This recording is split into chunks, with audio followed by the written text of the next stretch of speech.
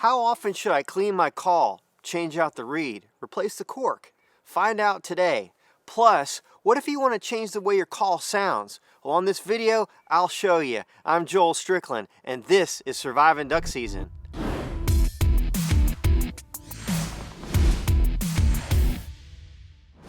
Thanks for watching Surviving Duck Season, where we feed your waterfowl obsession and help you to maximize your hunting experience.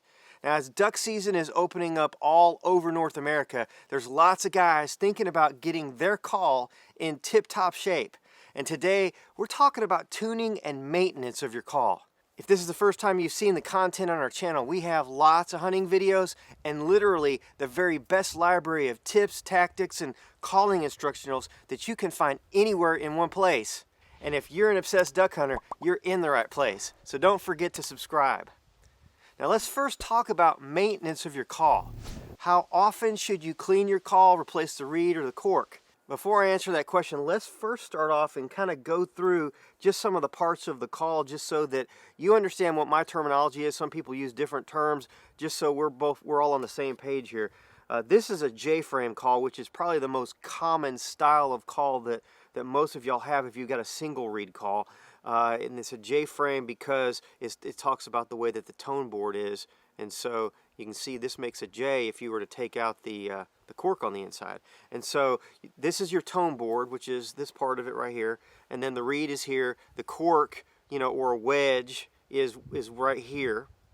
And then this is the barrel. So when we clean a call, we're just going to run warm water through it, rinse it out really good. You can take a little brush to it or something like that. Get a paper towel and run it through there.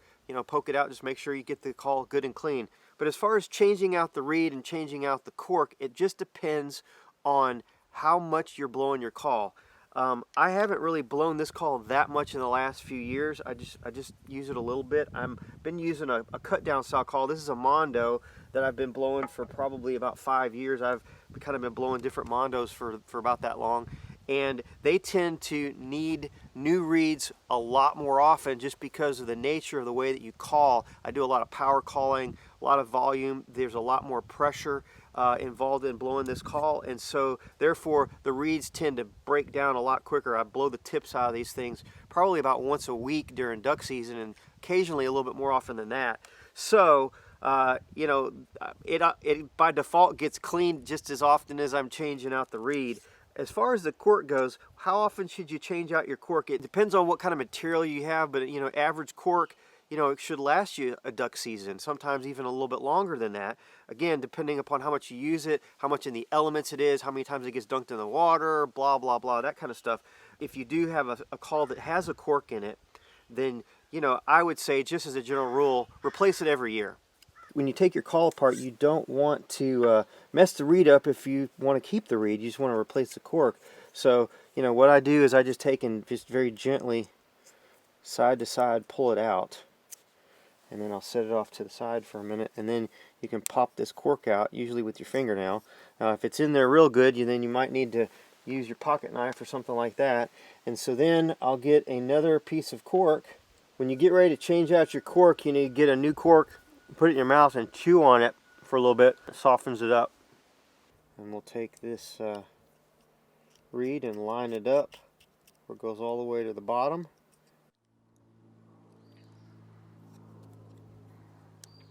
And then you poke that in there. You can use your scissors, or you can use a pocket knife, or there's all kinds of things you can use, and then just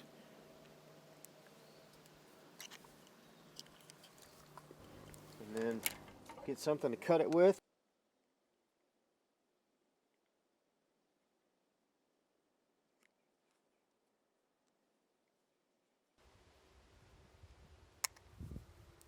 Okay. How do you know when it's time for you to change out a reed? Well, as general practice, you probably ought to change out the reed up every couple of years anyway, but if you are super happy with the way your call sounds, no reason to change things. But one reason why you would want to change it is because this call starts sounding funky. It sounds different, doesn't sound as good as it did the last time you blew it. And so, the first thing I do is make sure, of course, there's nothing in there that's messed up. You haven't messed up your call, you haven't cracked something or whatever. If that's not the case, then the first thing I do after that is I change out the cork, and many times that's all you need to do is change out the cork. So if changing out the cork doesn't fit your problem, well, then it's time to change out the reed.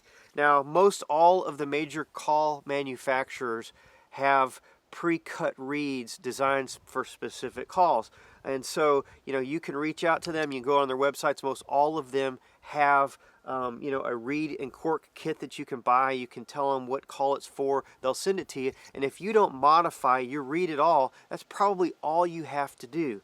And so it's pretty easy. Now, if you can't get your hands on reeds, or if you've got a custom call and the guy that made the call for you, doesn't really offer pre-cut reeds, you can get blank reeds. They look just like this. Sometimes they're a lot longer or a lot fatter. This is a blank piece of it's Mylar reed material right here. It's just a blank reed that doesn't have any cuts to it at all. And then what I do is I take out the old reed that I like, that was sounding good before.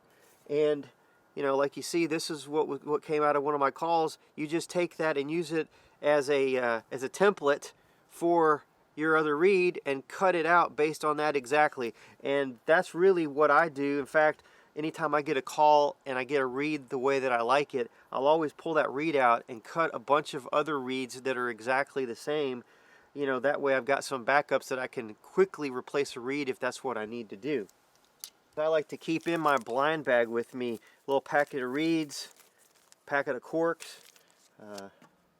pair of scissors. These are not my wife's scissors. I bought these just for trimming reeds. And keep all that stuff in my blind bag. That way, if I need to make a quick change or something on my call in the middle of a hunt, I can do that. I always carry two of the same call with me anyway, so I don't have to do that. But just, always got to be prepared. So what do you do if you want to change the way your call sounds? Well, you can do that by modifying the reed or the tone board to make it sound differently. Now, I'm not going to get into cutting and filing on your call, but I do have some great information to share with you about trimming reeds. I recently spent some time with veteran call maker Mike Benton of Challenger Calls in Monroe, Louisiana, and he shared with me the way that he trims reeds and tips for tuning a call. Mike is a master at cutting down a duck call.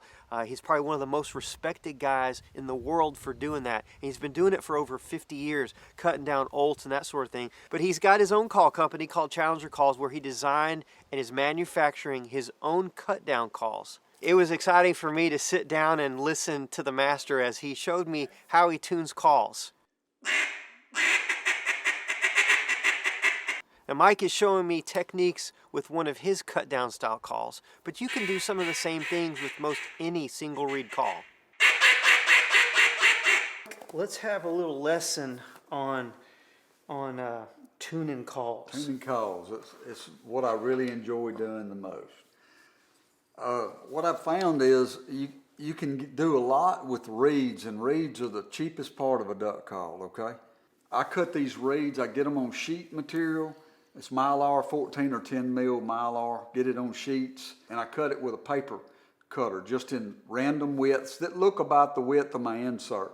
But what I've found by not cutting them all one size is I'll put a basic width reed in there, and we'll do some trimming on the length and the tip configuration and all that. But I found that if the reed's a little bit too wide, I can slick it down and narrow it, and it puts a little backbone in it, and it totally changes the sound. So I want to be able to modify the cheapest part of the call, which is reed material, rather than file the insert and all that.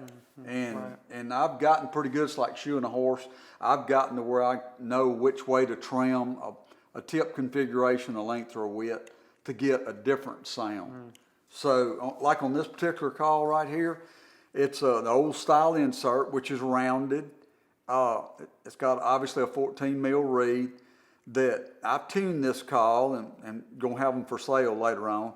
It's got a kind of a long dagger point to it.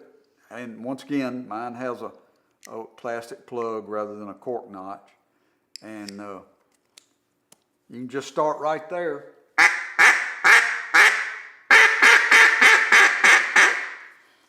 Now, when you go to trimming reeds, and if you trim one a little too short, it'll be too high pitched and squeal. But I used to throw them to the side until I started figuring out that if you taper that tip, long daggered tip, you can take one that you thought was too short that would squeal, and of course it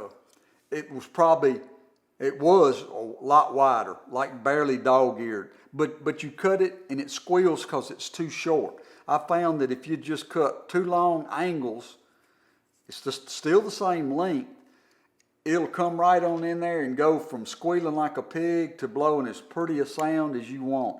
And you don't know how many of those reeds prior to figuring that out I've thrown in the trash. If you're trimming reeds on any duck call, it'll probably work with any of them. And all it's doing is changing the angle of that reed coming across the end of the wind tone. Did you know that? No. At that time? No. Yeah. No, I did not know that. I'm always learning stuff.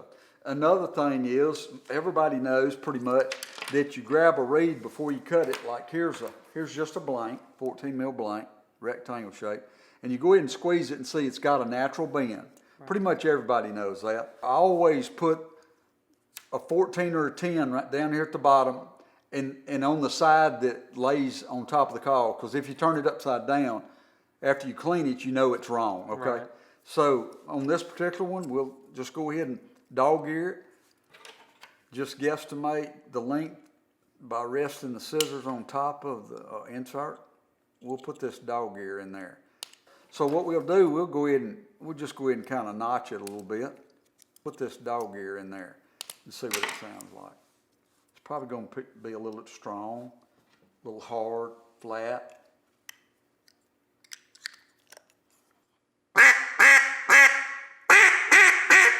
See, that's way flatter than I want here. So let's see what it does when we'll shorten it a little bit before we start cutting on it. What you're doing too is like, I mean, you're like barely shaving. Oh yeah. If you look on the carpet or out there in my garage, I have to run the vacuum pretty regular, getting those little tiny shavings, you know. Mm-hmm.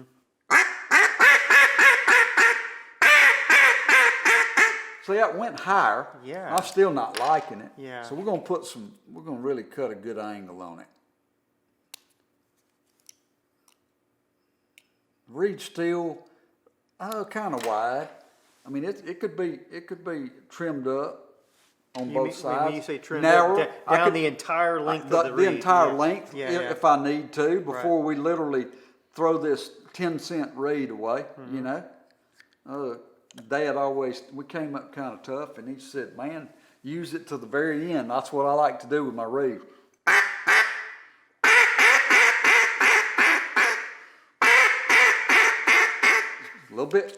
Needs a little bit trimmed off the tip. The angle's starting to get there.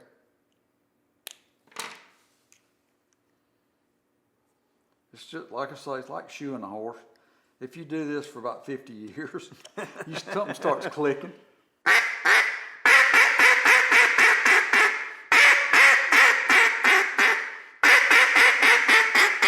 I think you could kill a duck with that, but let's just go a little further and just stiffen it up a little bit. It's real wide, but if you make it narrower, believe it or not, taking away material makes it stiffer. Mm-hmm. It's all about physics. Right. And when you're cutting that by hand, you can't be perfect. Oh man, sometimes they'll sound like $1 million, and you'll pull that thing apart and say, man, I can't send that off like that, because he's going to look at it and say, man, that looks terrible, but it's like the color. I don't care. It's what does it sound like? So yeah, you see, it's a little whoppy jawed, and I think people that buy a duck call are buying it 99% for sound.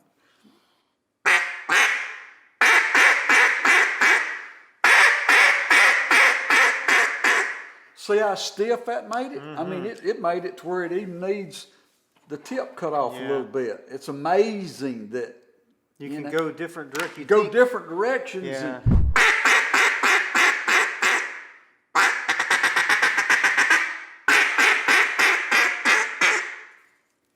So that's a little 101 in reed trimming. I have some more things with Mike Benton I'll share with you on some future videos. And if you're interested in some of his Challenger calls, you can find him on Facebook and Instagram or in the link of the description of this video. Check out this video right here where I talk about what to call, when to call, and how much to call. I'm Joel Strickland. God bless, and I'll see you on the next video.